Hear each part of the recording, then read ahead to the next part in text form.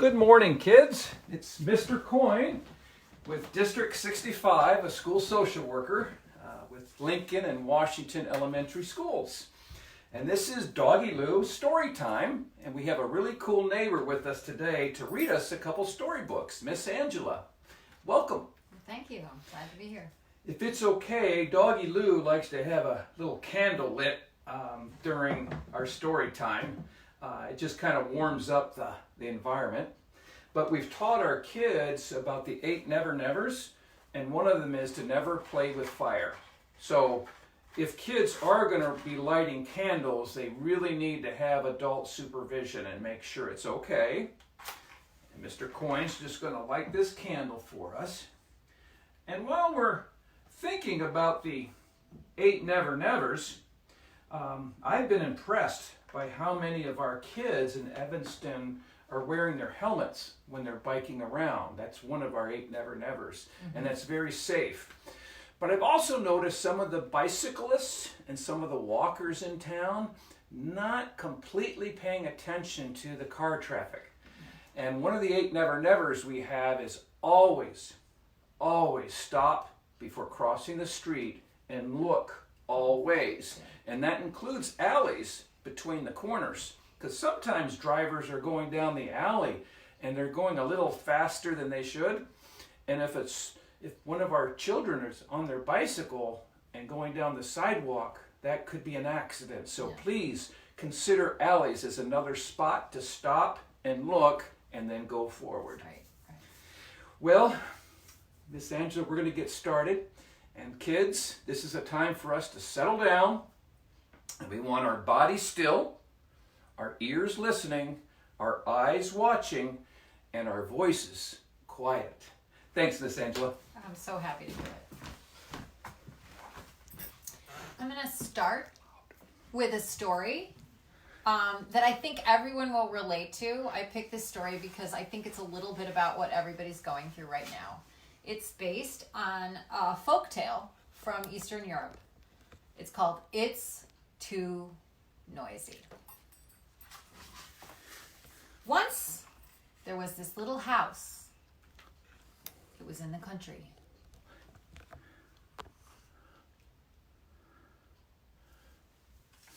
And in this house lived a farmer with his wife and his wife's mother, the grandmother, and his wife's father, the grandfather.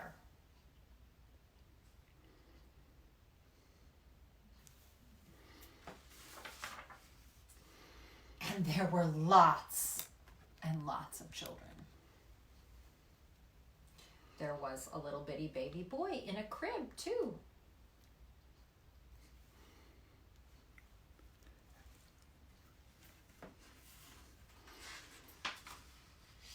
Day and night, and I'm sure this is true in your house, there was always a lot of yelling and singing and snoring and laughing and fighting and crying. It was too noisy.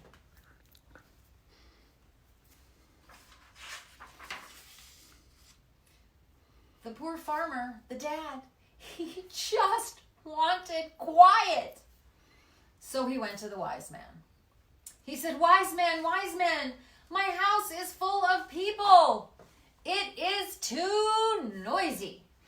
Tell me, please, what should I do?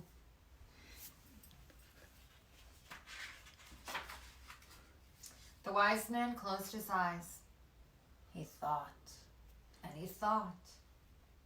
Then he said, here's what you should do. Bring your rooster and your chickens into the house. Now, most of us in Evanston, we don't have roosters and chickens. But just imagine. Well, that's a funny thing to do, thought the farmer. But this was a wise man. And so he did what the wise man told him to do. He went out, he got his rooster and he got his chickens, and he put them in the house. And that night, there was a lot of yelling and singing and snoring and laughing and fighting and crying. But now There was also a lot of too. And so the next day, the farmer went back to the wise man. Okay, so I put the chickens and a rooster in the house. But this is worse than ever. What should I do? Oh, said the wise man. You should go put the pigs in the house. Also your sheep. That is a really strange thing to do, thought the farmer. But okay, he's a wise man. And he went home, and that is what he did.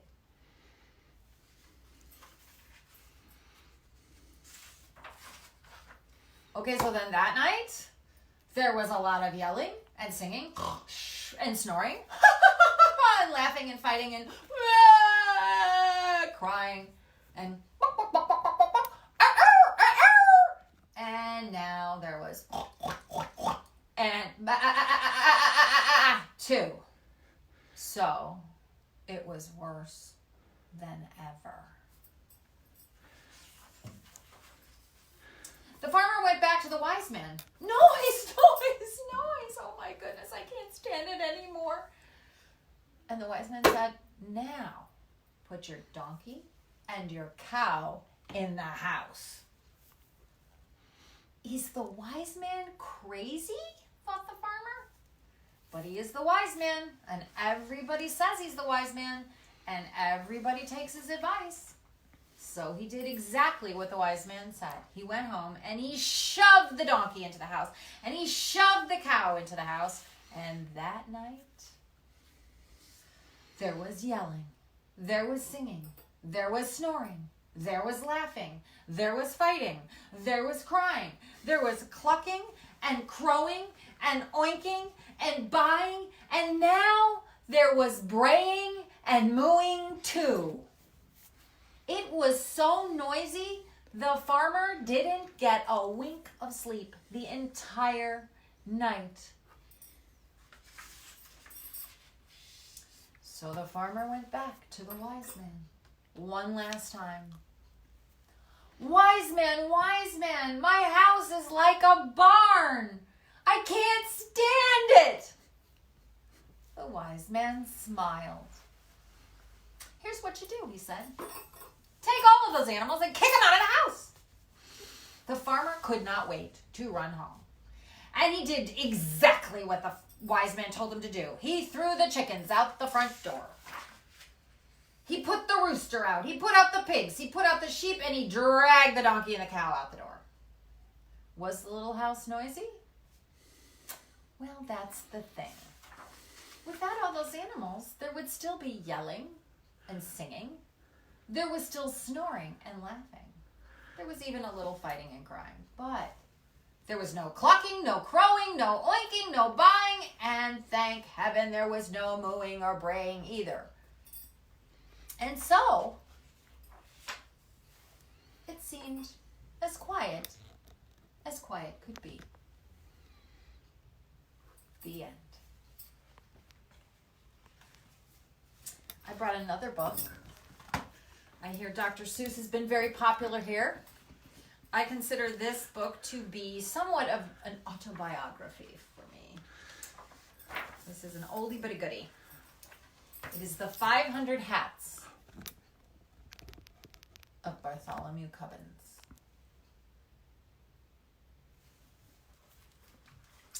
In the beginning, Bartholomew Cubbins didn't have 500 hats. He had only one hat. It was an old one. It had belonged to his father and his father's father before him. It was probably the oldest and plainest hat in the entire kingdom of Did, which was where Bartholomew Cubbins lived. But Bartholomew liked it, especially because the feather was always pointing straight up in the air. The kingdom of Did was ruled by King Derwin. His palace stood high on the top of a mountain, and from his balcony he looked down over the houses of all of his subjects. First over the spires of the noblemen's castles, across the broad roofs of the rich men's mansions, then over the little houses of the townsfolk, to the huts of the farmers far, far off in the fields. Sounds like a perfect medieval village. It was a mighty view, and it made King Derwin feel mighty important. Far off in the fields, on the edge of a cranberry bog, stood the hut of the Cubbins family, way over here. From the small door, Bartholomew, that's a tough word to say fast, looked out across the huts of the farmers to the houses of the town folks, then to the rich men's mansions and the noblemen's castles, up to this hill, to the towering palace of the king. It was exactly the same view that King Derwin saw from his balcony. But Bartholomew saw it backwards. It was a mighty view, but it made Bartholomew Cubbins feel mighty small. Just after sunrise one Saturday morning, Bartholomew started to town. Oh, he was so happy. He felt so good. A breeze whistled through the feather in his hat, and in his right hand he carried a basket of cranberries to sell at the market. He was anxious to sell them quickly and bring the money back home to his parents. He walked faster and faster till he got to the gates of the town. The sound of silver trumpets rang out through the air. Hoofbeats clattered on the cobbled streets. Clear the way! Clear the way! Make way for the king! And all of the people rushed for the sidewalks. They drove their carts right up onto the curbstones. Bartholomew clutched his basket tighter. Around the corner dashed 50 trumpeters on yellow-robed horses. Behind them on crimson-robed horses came the king's own guards. Hats off to the king, shouted the captain of the king's own guards. And on came the king's carriage. It was white and gold and purple, and it rumbled like thunder through the narrow street, and it swept past Bartholomew. Then suddenly, its mighty brakes shrieked. It lurched, and then it stopped. The entire procession stood still. Bartholomew could hardly believe what he saw. Through the window of the carriage, the king himself was staring back, straight at him. Bartholomew began to tremble. Back up, the king commanded his royal coachman. The royal coachman shouted to the royal horses. The king's own guards shouted to the crimson-robed horses. The trumpeters shouted to the yellow-robed horses, and very, very slowly the whole procession backed down the street until the king's carriage stopped right in front of Bartholomew. The king leaned from his carriage window, and he fixed his eyes directly on Bartholomew. Well, he said. Bartholomew shook with fright. I ought to say something, he thought to himself, but he could think of absolutely nothing to say. Well, said the king again, do you or do you not take your hat off for the king? Oh, yes, indeed, sire, answered Bartholomew, feeling greatly relieved. I do take my hat off before the king. Then take it off this very instant, commanded the king, louder than before. But sire, my hat is off, answered Bartholomew. Such impudence, he said, shaking an angry finger. How dare you tell me your hat is off? I don't like to say you're wrong, sire, said Bartholomew very, very politely. But you see, my hat is off, and he showed the king his hat in his hand. Well, that's your hat in your hand, but what is that thing on your head? On my head? Well, there did seem to be something on his head, and he reached up and he touched another hat. The face of Bartholomew Cubbins turned really red. It's a hat, sire, but it can't be mine. Someone behind me must have put it on my head. I don't care how it got there, said the king. Take it off. And the king sat back in his carriage. And Bartholomew quickly snatched off the hat, and he stared at it in astonishment. It was exactly the same as his own hat. The same size, the same color, and it had the same feather. By the crown of my fathers, roared the king again, leaning out of the carriage window. Did I or did I not command you to take off your hat? You did, sir, and I took it off, and I took it off twice. Nonsense! There is still a hat upon your head. Another hat? He reached up and touched another hat. Come, come, what is the meaning of all this? Demanded the king, his face purple with rage. I don't know, sire. This has never, ever happened to me before. The king was shaking with such a fury that the carriage rocked on its wheels, and the royal coachman could barely sit in his seat. Arrest this impudent trickster, shouted the king to the captain of the king's own guard. We'll teach him to take off his hat. The royal coachman cracked his whip. The king's carriage swung forward, up the street, towards the palace. But the captain of the king's own guard leaned down from his big brass saddle and he grabbed Bartholomew Cubbins by his shirt. And away flew Bartholomew's basket, and the cranberries bounced over the cobblestones and they rolled into the gutter. With the jangling of spurs and a clatter of horseshoes, the captain and Bartholomew sped up the winding street towards the palace. Out of the narrow streets, up the hill, Bartholomew clung to the captain's broad back. On and on they galloped, past bright gardens of wealthy merchants, higher and higher up the mountain, past the walls of the noblemen's castles. Flup! The sharp wind whisked off Bartholomew's cap. Flup, flup! 2 more flew off. Flup, flup, flup! Through another and another. 4, 5, 6, 7. Bartholomew just kept counting the hats, and they came faster and faster, and lords and ladies peeked out their windows and wondered what that strange stream of hats could possibly mean. Over the palace drawbridge they sped, through great gates and into the courtyard. The captain pulled his reins. His Majesty waits in the throne room, said a guard, saluting the captain. The throne room! The captain dropped Bartholomew to the ground. Oh, he said, I would hate to be in your shoes. For a moment, Bartholomew was terribly, terribly frightened. Still, he said to himself, the king can do nothing dreadful to punish me because I really haven't done anything wrong. It would be cowardly to feel afraid. Bartholomew threw back his shoulders and marched straight ahead into the palace. Follow the black carpet, said the guard. All through the long hallway, Bartholomew could hear the muttering of voices behind heavy doors. He won't take off his hat? No, he won't take off his hat. Bartholomew walked on till he stood in the very middle of the throne room. The king, in a long scarlet robe, was sitting on his throne. Beside him stood Sir Alaric, keeper of the king's records. He wore in his belt, instead of a sword, a long silver ruler.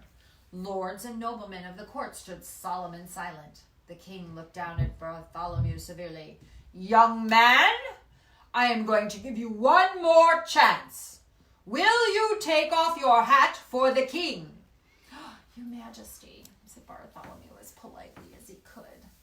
I will, but I am afraid it won't do any good. He took off his hat, and it didn't do any good. Another hat stood on his head. He took off a hat after hat after hat after hat after hat after hat after hat until he was standing in a great pile of hats. The lords and noblemen were so astonished they couldn't even speak. Such a thing had never happened before in the throne room. Heavens, said Sir Alaric, keeper of the records, blinking behind his triangular spectacles. He's taken off 45. And there are 3 more down in the town, said the king. Oh, when you should add the 87 more that flew off of my head as we galloped up the hill, said Bartholomew, trying to be helpful. 135 hats! Most unusual, said Sir Alaric, writing it down on a long scroll. Come, Sir Alaric, what do you make of this nonsense, said the king. This is very serious nonsense, said Sir Alaric. I advise you to call in an expert on hats. Excellent, said the king. Guard, fetch in Sir Snips, maker of hats for all the lords. And into the throne room marched the smallest man wearing the tallest hat that Bartholomew had ever seen. Sir Snips, instead of a sword, he wore at his side a large pair of scissors. Take a look at this boy's hat, commanded the king. Sir Snips looked at Bartholomew Cubbins' hat and he sniffed in disgust. Then he turned to the king and he bowed stiffly. Your Majesty, I, Sir Snips, am the maker of hats for all the fine lords. I make hats of cloth of gold, fine silks, gems, ostrich plumes. You ask me what I think of this hat? It's the most ordinary hat I have ever seen. In that case, it should be very simple for you to take it off, said the king. Ha! Simple indeed, mumbled Sir Snips haughtily, and standing on his tiptoes, he pushed his pudgy thumb under Bartholomew's hat and knocked it to the floor. Immediately, another one appeared on Bartholomew's head. What do you think's going to happen? Ah! Screamed Sir Snip. Screamies! Leaping in the air higher than he was tall, and he turned and ran shrieking out of the throne room. Dear me, said the king, quite puzzled. If Snips can't do it, this must be more than an ordinary hat. 136, wrote Sir Alaric, wrinkling his brow. Your Majesty, I advise you to call your wise men. A fine idea. Ho, guard, bring me Nad. Nad knows all about everything in this kingdom. In came an old man. He looked at the hat on Bartholomew's head, and he looked at the pile of hats on the floor. Nad, my wise man, can you take off his hat? Said the king. Nad shook his head. No. Then fetch me the father of Nad, commanded the king. He knows about everything in all my kingdom and all the world beyond. In came an even older man, but when he looked at Bartholomew's hats, the father of Nad merely locked his fingers across his beard and said nothing. Wisdom sometimes is knowing what you don't know. Then bring me the father of Nad, said the king. He knows about everything in my kingdom and all the world beyond and in all other worlds that may happen to be. Then came the oldest of all. He just looked at Bartholomew and nibbled nervously on the end of his extremely long beard. Does this mean there is no one in my entire kingdom who can take off this boy's hat? Said the king in a terrifying voice.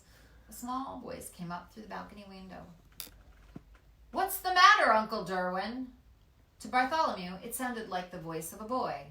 The king stepped out onto the balcony and leaned over the marble railing. There's a boy in here, just about your age, the king said. He won't take off his hat.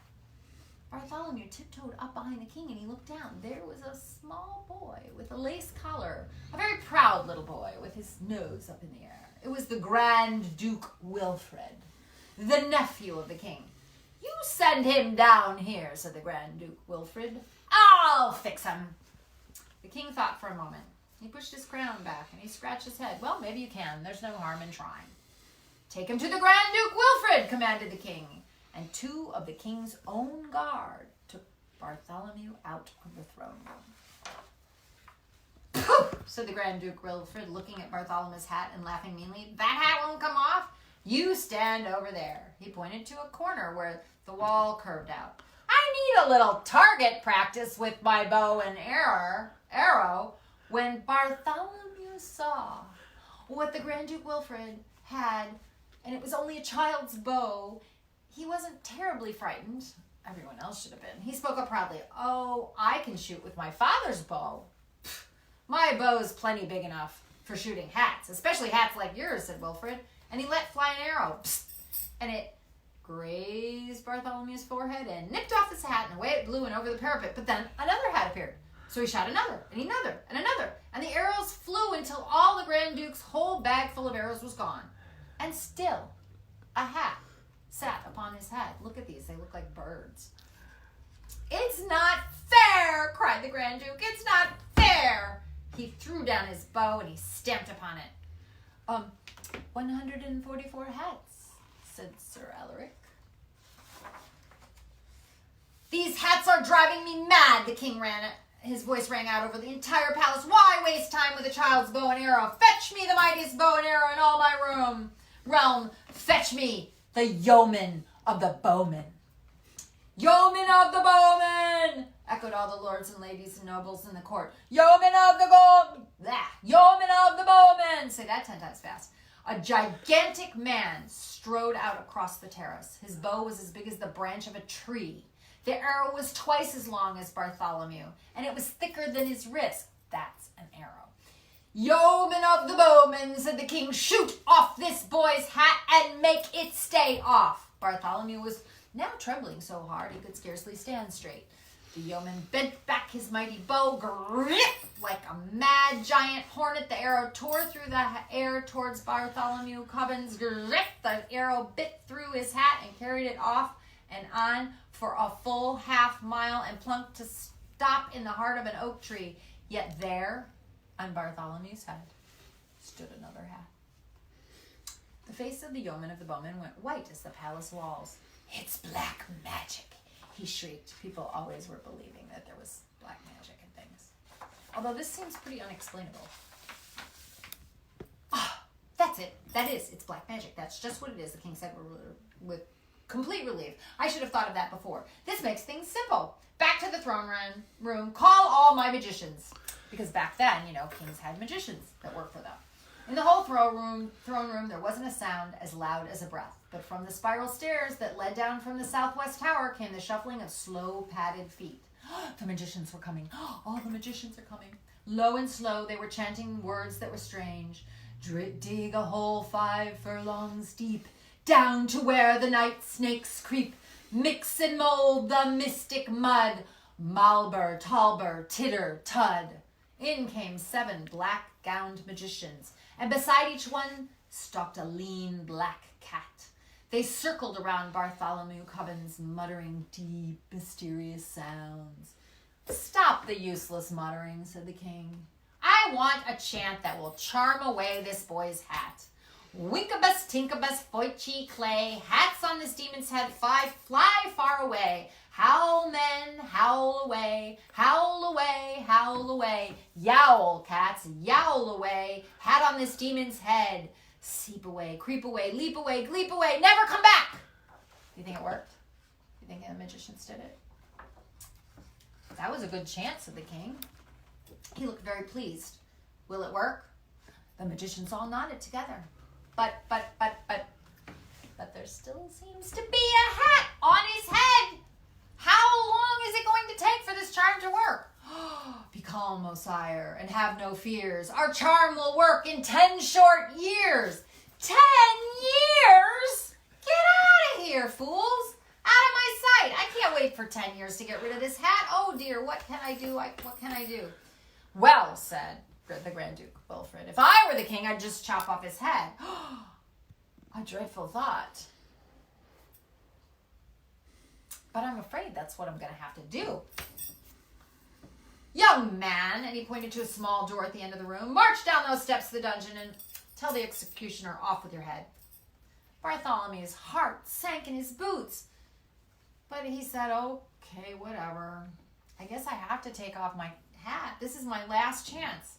And he kept tearing hats from his head. 156, 157, 158. It grew colder and damper as he was going down the stairs. 217, 218, down, 231, 232, 233. It seemed to him at this point he must have been in the heart of the mountain.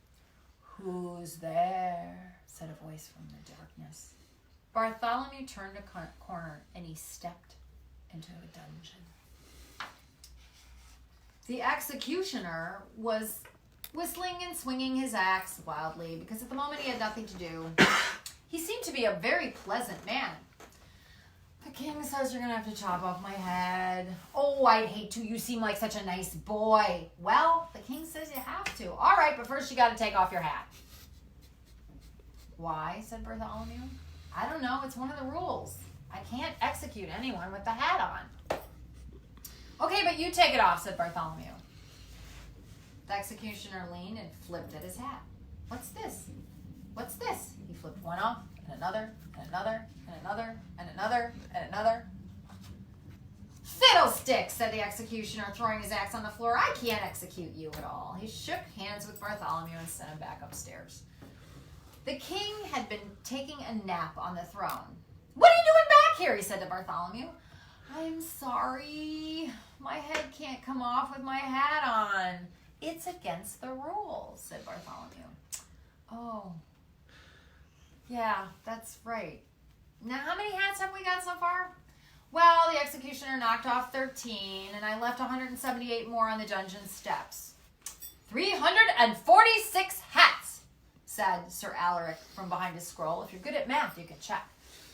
"I'll Uncle Derwin, said the Grand Duke Wilfred. I suppose I'll have to do away with him. Send him up to the highest turret, and I, in person, shall push him off. Ah, Wilfred, I'm surprised at you. That could be a good idea. So the king and the Grand Duke led Bartholomew Cubbins to the highest turret. Up and up and up they climbed. This is my last chance, my very last chance, said Bartholomew. He snatched off his hat. 347, 398, 399. His arms were aching from pulling hats off his head, but still they came. 448, 449, 450, counted Sir Alaric, who had to keep count, puffing up the stairs behind him. Suddenly, Sir Alaric stopped. He looked. He took off his triangular spectacles and he wiped them on his sleeve. And he began to look again. Wait. The hats were beginning to change. 451 had not one but 2 feathers. Hat 452 had 3. 453 had 3 and a little red jewel. Every hat was fancier than the hat that came before. Your Majesty, said Sir Alaric. But the king and the Grand Duke were way up where they couldn't hear. They had already reached the top of the highest turret. Bartholomew was following right behind. Step right out here, get on that wall. I can't wait to push you off, said the Grand Duke. But when Bartholomew stepped up on the wall, they gasped in amazement. I want you to look very closely at this hat.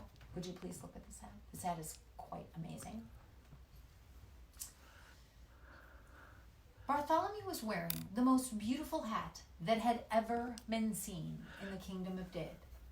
It had a ruby larger than any the king himself had ever owned. It had ostrich plumes and cockatoo plumes and mockingbird plumes and paradise plumes.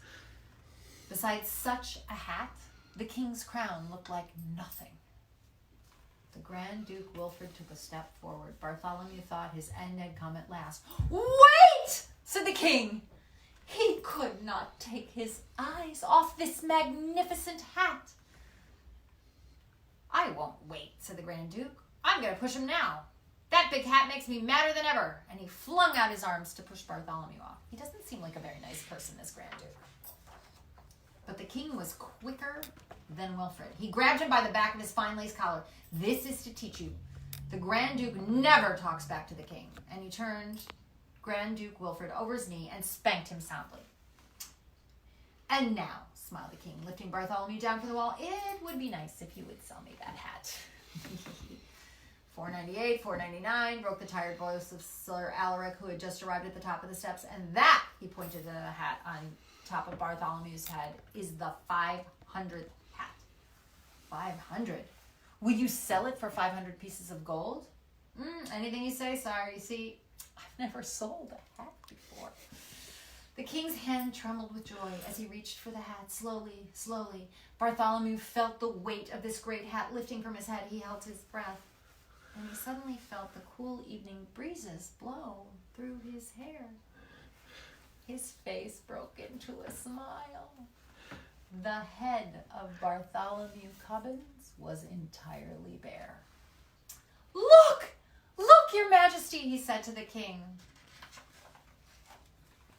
No, you look at me, said the king. And he put the great hat right over his crown. Arm in arm, the king and Bartholomew went down to the counting room to count out the gold. Then the king sent Bartholomew home to his parents, no basket on his arm, no hat on his head, but 500 pieces of gold richer.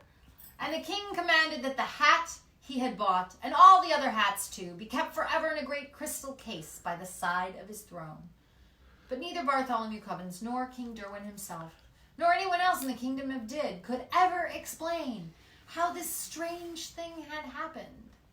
They could only say it had just happened to happen and was not likely to happen again. The end.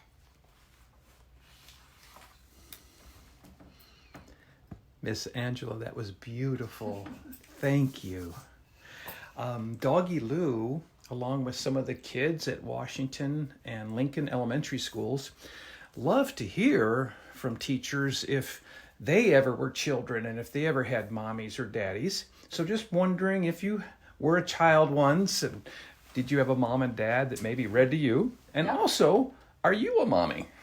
I am, and I have read lots and lots of books to my kids, but I've also worked for a couple of organizations and gone around a couple of different states reading picture books to people because I love picture books. I think I love the artwork. I love looking at pictures. I love reading the stories over and over again. And they're like little treasures that you can have and hold.